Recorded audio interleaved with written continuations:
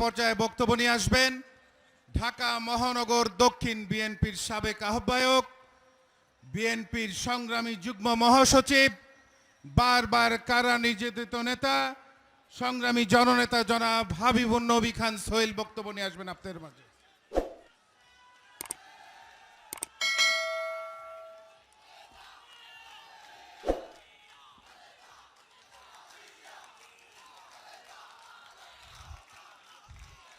বিসমিল্লাহির রহমানির রহিম।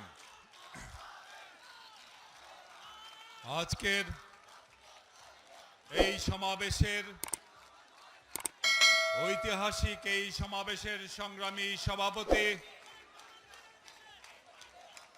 চলমান স্বৈরাচার গণতন্ত্র প্রতিষ্ঠার চলমান আন্দোলনের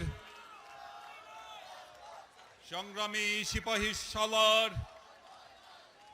বাংলাদেশ জাতীয়তাবাদী দলের সংগ্রামী মহাসচিব জননেতা জনাব মির্জা ফখরুল ইসলাম আলমগীর, প্রধান অতিথি হিসেবে আমাদের সাথে যোগ দিয়েছেন, যার নেতৃত্বে বিগত কয়েকটি বছর যার দিক নির্দেশনায় আমরা আন্দোলন করছি এবং আমরা বিজয়ের খুব কাছাকাছি, সামান্য একটু বাকি। আশা করছি আমাদের মাননীয় ভারপ্রাপ্ত চেয়ারম্যানের দিক নির্দেশনায় জনগণকে সাথে নিয়ে এই রাস্তাটুকু আমরা সফলভাবে অতিক্রম করব এবং বাংলাদেশে গণতন্ত্রের প্রতিষ্ঠা পাবে আবার। সেই প্রাণপ্রিয় নেতা জননেতা জনাব তারেক রহমান, উপস্থিত স্থায়ী কমিটির নেতৃবৃন্দ, নির্বাহী কমিটির নেতৃবৃন্দ, অঙ্গ সংগঠনের নেতৃবৃন্দ, ভাই এবং সর্বস্তরের নেতা কর্মী ভাই এবং বোনেরা, সাংবাদিক ভাইয়েরা বোনেরা, আমরা বহুবার বলেছিলাম এই মঞ্চে দাঁড়িয়ে, পার্টি অফিসের সামনে, বাংলাদেশের বিভিন্ন মাঠে ময়দানে দাঁড়িয়ে দাঁড়িয়ে আমরা বলেছিলাম শেখ হাসিনাকে আমাদের কথা শোনেন, কেয়ারটেকার দেন, দেশে নিরপেক্ষ নির্বাচনের ব্যবস্থা করেন। আমাদের নেত্রী বেগম খালেদা জিয়া বারবার বলেছিলেন, আমাদের নেতা জননেতা জনাব তারেক রহমান বারবার বলেছিলেন, আমাদের কথা শুনলেন না। শুনলেন দাদা বাবুদের কথা, আর শুনলেন কাকুর কথা। আমাদের কথা যদি সেদিন শুনতেন, জনগণের এত ক্ষোভ আপনার বিরুদ্ধে হতো না, আর এইভাবে পালিয়ে যেতে হতো না। এখন বলে কি সীমান্তের ওপারেই আছি।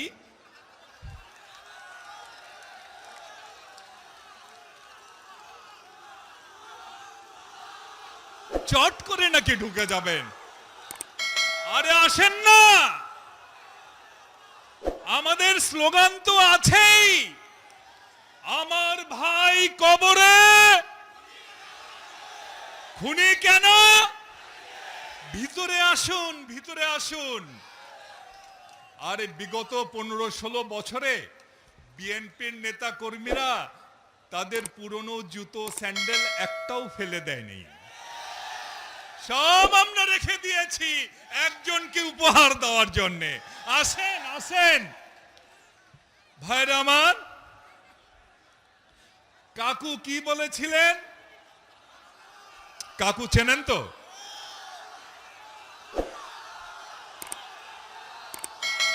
কাকু বলেছিলেন, মুজিবের মেয়ে শেখ হাসিনা পালাতে জানে না, বলেছিলেন না? এখন কাকু কোথায়? কাকু তো দুয়ার টুয়ায়া হাইতন না, তাই না? কাকু দুয়ার টুয়ায়া হাইতন না। আর আমরা কি দেখলাম? শেখ হাসিনা আহারে, সে কি দৌড়! এই দৌড়টা যদি অলিম্পিকে দিতেন তাহলে তো একটা মেডেল আসতো। ভাইরা আমার, দলের সমস্ত নেতা কর্মীদের ফেলে চাচা আপনজান বাঁচা, নিজে বাঁচলে বাপের নাম বলতে বলতে পালিয়ে গেলেন। এখন তো দরবেশ বাবুরা দাড়ি কেটেও রক্ষা পাচ্ছে না। আওয়ামী লীগের নেতা কর্মীদের বলি, যে দলের নেত্রী কর্মীদের ফেলে পালিয়ে যায় সেই দল কইরেন না ভাই, আর কইরেন না। লজ্জা যদি থাকে। আরেকটি কথা আমি বলতে চাই, যারা এই মহিলাকে আশ্রয় দিয়েছেন, সেই মহিলা যিনি মাত্র 15 দিনে 900 নিরপরাধ মানুষকে হত্যা করেছেন, এর মধ্যে ছোট ছোট বাচ্চাও ছিল। বিগত 15-16 বছরে বিএনপির শত শত নেতা কর্মীদের যিনি হত্যা করেছেন, গুম করেছেন। এই যে এখান থেকে একটু দূরেই শাপলা চত্বর, ভুলে গেছেন সেই ভয়ঙ্কর রাত্রে কিভাবে মাদ্রাসার নিরপরাধ ছাত্রদের উপর জুলুম নেমে এসেছিল, লাল রঙে রঞ্জিত হয়েছিল সেই পিচ ঢালা রাজপথ। সারা রাত ধরে খুনিরা সেই রক্ত মিশেছে। ভাইরা আমার, ওই পিলখানায় 57 জন ব্রিলিয়েন্ট অফিসার,